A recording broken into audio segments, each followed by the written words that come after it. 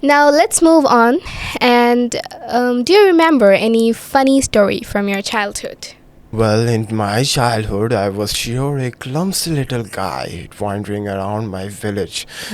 And to be honest, while I'm remembering all those memories from my past, I am getting a bit goosebumps because I can't imagine I did all of those at that age. For example, in the case of my childhood, I was actually interested in ghosts.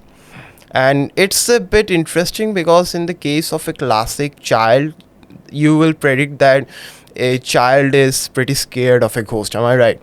What do you mean? I'm still scared of a ghost. What do you mean, a child? But in my childhood, I was actually the opposite because I was not scared of ghosts. I was actually interested in them. And which led me to do some extraordinary excavation around my village. For example, I still remember that when my grandma used to tell me some ghost stories, I was always curious that even if they existed.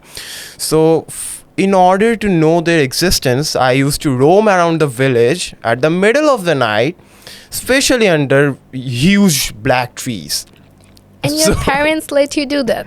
No, of course not. My mother was the most scared of it. But eventually, after blocking me for several years, one day I finally got the opportunity to go out.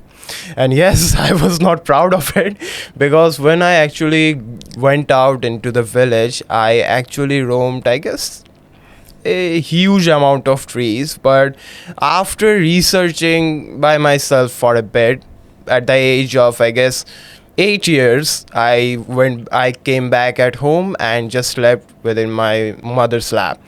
And unfortunate for me, but my mother still now doesn't know until now that I actually went into this exploration at the middle of the night. So after this podcast, I will sure have a hard time dealing with this. So you know what, let's keep my stories aside.